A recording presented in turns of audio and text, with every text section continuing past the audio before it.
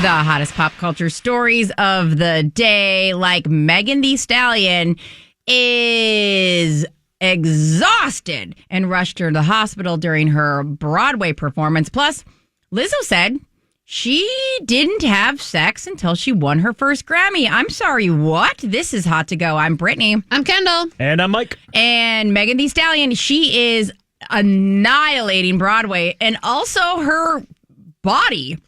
She's hit a point of absolute exhaustion. Now, if you didn't know, she is one of the roles of Moulin Rouge. She plays Ziegler. Because you can. She's the ringleader of it all. Mm-hmm. She runs the show, and she goes in with high energy, does like a Megan Thee Stallion medley. It's amazing. I've seen some videos of it. It's great. Looks great. But couple nights ago, last night, when she was performing, all of a sudden, during one of the high energy performances, she left and never came back to the stage. She was treated for extreme exhaustion, dehydration, vasoconstriction, and low metabolic levels, aka her body was crashing out.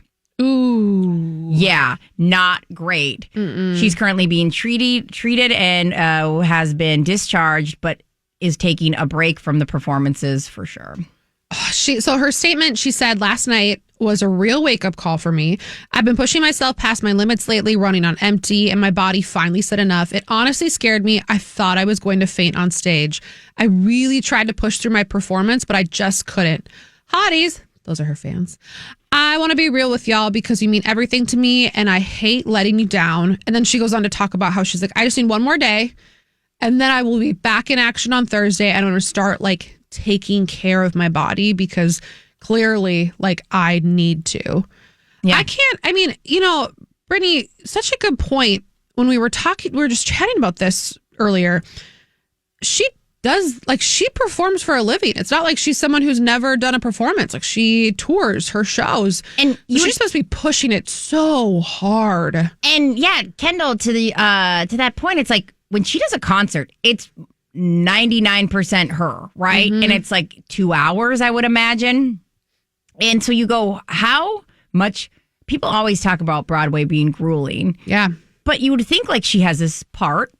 She gets to kind of come and go. She's not performing constantly. Right. She's not the lead. No. And so there must be so much on her plate, or maybe she added this to her plate in a time where she already had stuff going on. Because this is not a first time I'm experiencing the rushes of stage or performing. So, yeah, she must be pushing it to a level where it's take it easy, Megan. Mm-hmm. And we're also doing double shows, too. That's the other thing. You're doing 2 shows a night in Broadway and in this setting for a lot of these performances, not just your knock out the concert, move on to the next type of a thing. And you maybe get a couple of days in between. This is rapid fire every day for the last week. Yeah. And many times, multiple shows. And that's very true. It's very different on your body. Yeah. Very different on your body. And then on top of it, if they're rehearsing to get her, between that and all the practice that goes, if anything changes. But watch, we're going to find out. She's like, I was also recording an album at the time. Exactly. Could have been. You are a freak of nature. Yeah. Wild. I'm glad she's okay, though, that it wasn't something worse. It's just something we need to rest and rehydrate and start taking care of ourselves. It's such a crazy feeling. I don't know if it's ever happened to you where you're doing something and you've experienced your body saying done. Yeah. It happened. Yeah. It happened to me in the Army once when we were doing extreme training and my body said, no, we're done. Done. And all your levels go crazy and you're I can't go or do anything.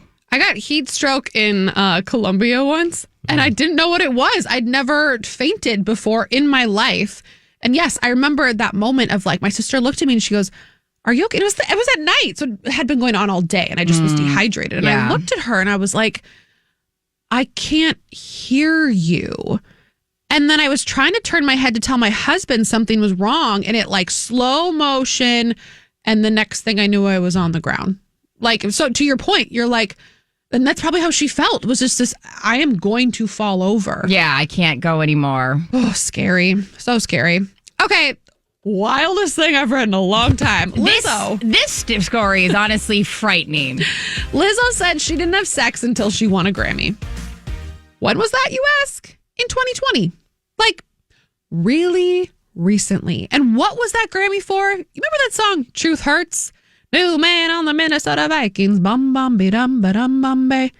She'd never had sex. She was just on a podcast yesterday called Friends Keep Secrets with Benny Blanco. It's his podcast.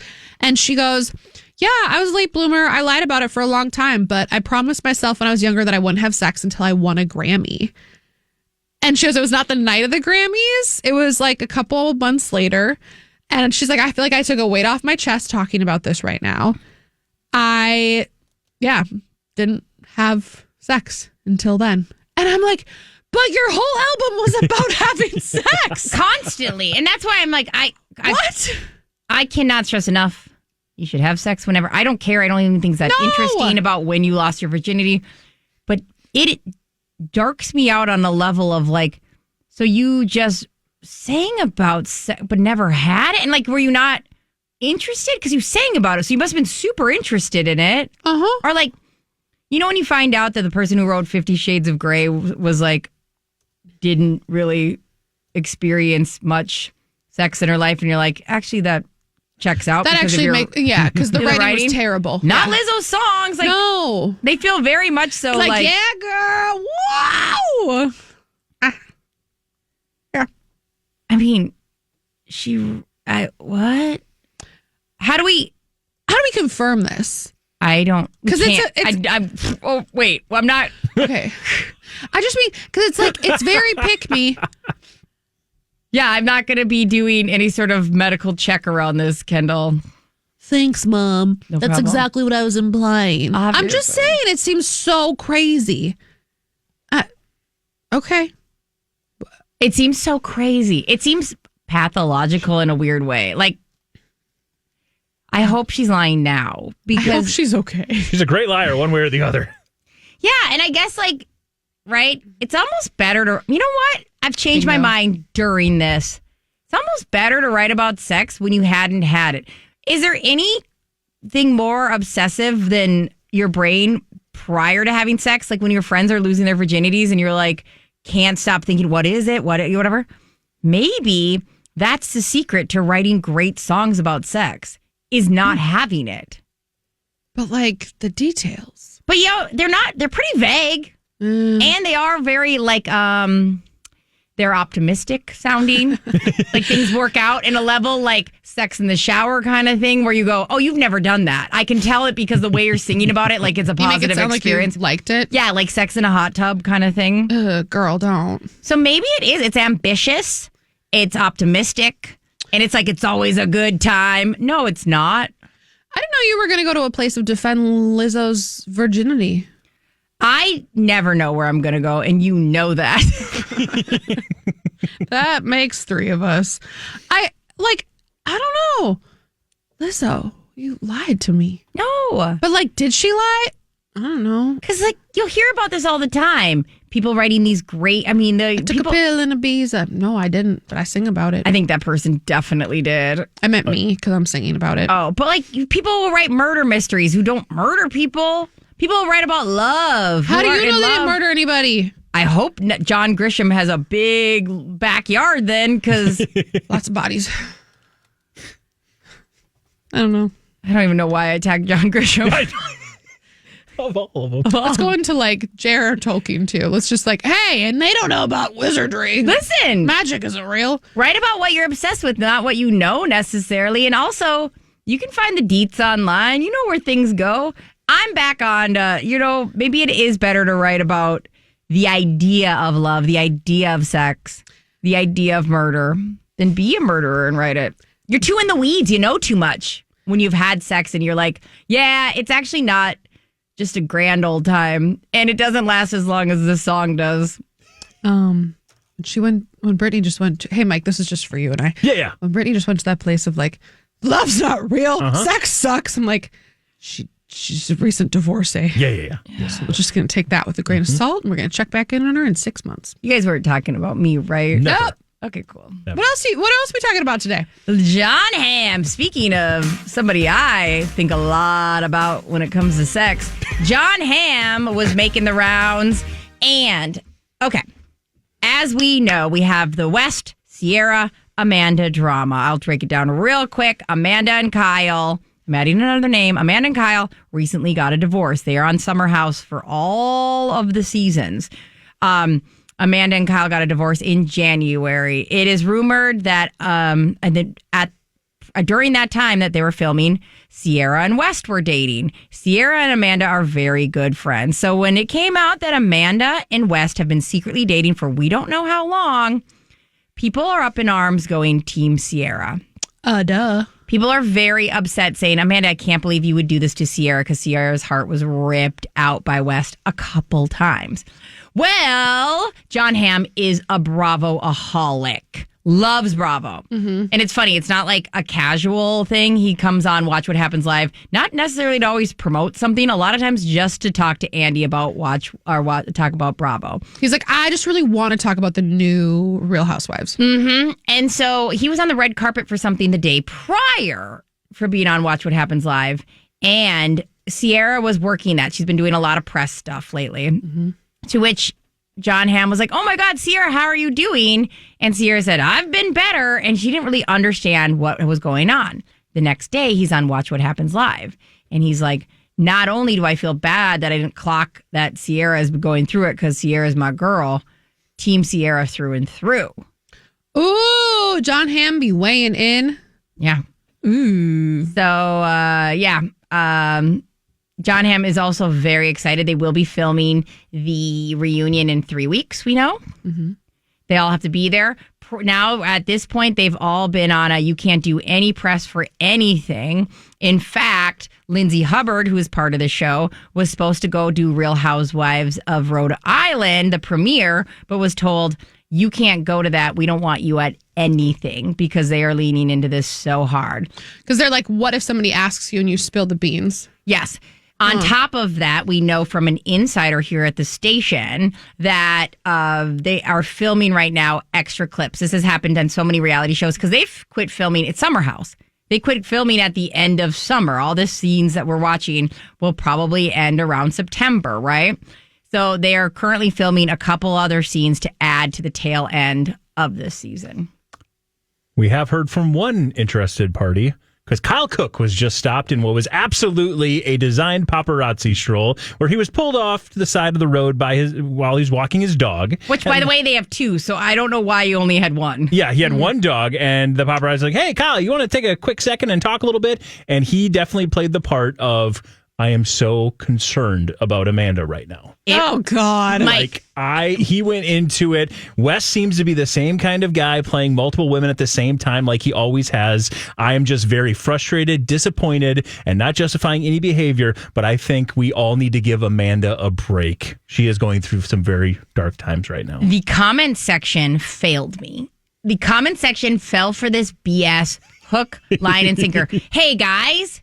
He's wearing Loverboy merch, like a new Loverboy shirt. That's his company? That's his company. Mm-hmm. He went on this paparazzi stroll intentionally to talk to this. If you think that Kyle is the good guy just because there happens to be maybe a more bad guy, you're wrong. And him playing the let's be nice to Amanda, he knows what he's doing. His stock is so low because he looks so bad in this season. At one point, he just walks by Amanda while they're still married and says F you to her unprompted. Like, and you go, if that's what he's doing while filming, what else is he doing? This guy gets blackout drunk while DJing and falls asleep at fans' houses. Okay, I just want to back up a little bit and say, like, John Hamm didn't see that coming.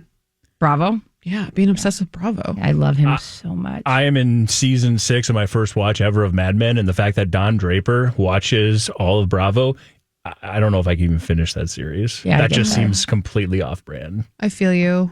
Also, Kyle's wearing a Celsius hat, too. I thought that was so weird. It made me wonder if they bought that company. I'm doing all the research right now, and unless they've got a big deal that's coming up here, keep in mind, Loverboy is his energy drink company, and obviously... No, alcohol. Or alcohol, yes. But Celsius is, I guess, is an energy drink company, of course. Mm-hmm. And I don't know. They must have some sort of a deal together. Yeah, that's what I was thinking too. How convenient. He was wearing all of that when he got all of it. stopped by the paparazzi with only one dog. Because as someone with like a vicious dog and a normal dog, I'm like, yeah, if I want to do a paparazzi stroll, You're picking one. I'd be like, only the little nice one gets to come with so we can be like chill and chat and not be like psychotic dogs over here. Yeah. You said someone else was like super invested in this that I had no idea. I'm telling you, somebody should check on Amanda because Amanda Petula has officially been unfollowed by Rihanna. Ariana? Mm-hmm. Like not like a Bravo? No. Rihanna? Rihanna. Who's Umbrella. also- Ella. Rihanna. Who's also obsessed with Bravo. I would break up with someone so fast just to get a follow back. Yeah. I would sell my soul to the devil. What do you mean? Rihanna followed you? You screwed that up? It's got to be, that's got to be heartbreaking. More heartbreaking than a divorce for I sure. can't tell you this too because I mean, how many times? So like something big will happen. I remember when Garcelle left Real Housewives of Beverly Hills, and Rihanna was like the first one to message Garcelle. Like Rihanna is is involved in Bravo. I actually believe Kyle now. Like, I think he was just saying about the fact that Rihanna unfollowed her is what he was talking about, being in this dark place and him truly being worried. And I kind of get it now. Don't get me wrong. Like, I think that Kyle probably is worried about her and has love for her. But this is so calculated. Like, it's so calculated. So if you want to, whatever. And I don't think Kyle's the worst person ever. I think he was an awful husband. I think that Amanda is somebody who must not have very much self-respect because honestly, the main thing is she was married to Kyle for far too long. The fact that she got married to him after he cheated while on that show is mind-boggling. Makes me So sad. Sierra, by the way, and I know nothing about these people other than it's all over my algorithm. A lot of people would like to see her as a potential next bachelorette. yeah, that's the big talk. We'll see. Yeah. And like, they'd have to do the turnaround pretty quick. But right now, she's not filming. Well, she'll start filming Summer House maybe here soon. I don't think any of the people that they've thrown out there, including Mara Higgins, they got to go with somebody from the franchise that people love and like and keep it safe. Yeah. No outside reality stars because they bring too much drama. Truth. All right. It's hot to blow. At this point, we head on over to Mike Ganger, our producer and blind item expert. What secret on the internet might be the next to blow? We got a blind item that I'm excited to dive in with the two of you because it involves, one of our favorite people to talk about. But we're going to say it like that because first we're going to talk about her Canadian co-star, Patrick J. Adams. Okay. He is currently promoting The Madison. That is the latest Taylor Sheridan project over on Paramount Plus. And but he's also been known for a little role in a TV show called Suits. And while he was promoting The Madison, as any star of the Suits will probably have come up in an interview he's doing, he was asked about Meghan Markle. Makes sense. It does make sense. To which he just basically kind of confirmed what we've heard about the two of them is that they don't really stay in contact. He really hasn't talked much. They live very different lives. And according to the blind items, he didn't need much prodding to just be like, hey, I'm going to spill on how awful it was working with Meghan Markle. Awful. How she's always rolling her eyes, how all this went down. Now, I will say this was a blind item first. And then I think, Brittany, you and I both did the same, dive into this article. And we're like, come on now. Yeah. It wasn't that aggressive. It really wasn't. It sounded more like the way we would talk about each other. Like Kendall's always rolling her eyes at me. Because I do. And it definitely sounded more of a friendship than it did. I don't love working with Meghan Markle. Yeah, the headlines made it sound like she sucks. Yes. The headlines definitely did, and I think that's where this blind item comes from. But I will say there is one little detail that is still a thing. The show Suits started in 2011. Okay. It ended in 2019. To this day, so we're approaching a decade since the show has ended, a couple years away. This guy's Instagram bio simply reads, I'm the other guy from that show that you're watching on that app because that girl married that prince. I think it's funny. I agree it's funny, but at the same time, It's a little weird. it's been years now, bro. Like, this has been a while. But, like, maybe have an identity outside of the fact that you were on a show with Meghan Markle? But guys, how did we even introduce him? Why are we even talking about him? Like, he knows how he's known, and I'm sure it comes up constantly when you have to say, I was on Suits. Which show? You know, the one that Meghan Markle was on? You know, I'm sure he has to bring it up constantly. Then do more with your life. Than that? He's had 66 other roles. It's like he's been in 66 other projects. So, None of them fast track who you are quicker than I worked with that show with Meghan Markle. Is this fair? I don't know. I think that the headlines, to your point, are much saucier than the actual story. Yeah. He did also say they started a watch-along podcast, him and one of the other co-stars from Suits. And I guess Meghan Markle reached out right away and said, oh, I love that you guys are doing that. If you want any stories, you want to talk or need any support, just let me know. It's great. That was like a few years ago now, and he hasn't talked to her since. But everybody just wants to hate Meghan Markle. Correct. It is like the thing to do. And I'm like, this poor girl, I really wanted As Ever to work.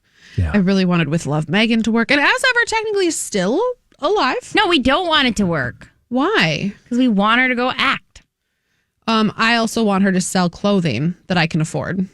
Yeah, well, that would we're be great. working on. That one is a far-fetched. I told you, once I get her in Walmart, like Sofia Vergara, who is creating an empire secretly at Walmart that you won't know about until you know about it. I feel like she's more of a Target boutique girl, but like, I don't know. Go either way. She ain't going in either of those two stores. I know. But she would make a killing. Oh, can you imagine if like Meghan Markle, this is the dress I wore to royalty with the Queen, popped up on Poshmark?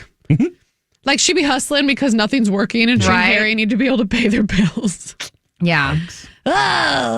It's Hot Mess. Howie Mandel back in our Hot Mess Express chair. You remember how he went on Kelly and Mark, and Mark said to him, "You look great for 70." And Kelly's like, "Yeah, I can hardly believe it." And he was like, "What do you mean? I don't want you to call me good looking for 70. I don't like the caveat." It went a little viral because he got so weirdly defensive about being called hot for his age. Well, then he went on the social medias and said, like, hey, just want to apologize to anyone I offended. It was just a joke. No, he didn't. But, like, he used different words. He literally said, oh, I can't make jokes now. Oh, I guess as a comedian. His apology only was, I would hate to make... It was phrased so specifically. I would hate to make Kelly feel uncomfortable because we're long friends and we've worked together a lot. But 90% of it was that like backhanded, like, as a comedian, I guess I just can't make jokes anymore. People don't have any sense of humor. He said, because I don't think you need to apologize for a joke. I don't think that I don't like the caveat for 70. He just kind of kept talking in circles during this apology. So now video. This is the apology to the apology. So he goes on a podcast with Billy Bush. Uh-huh. And he basically said, I meant this as a joke that didn't really land well.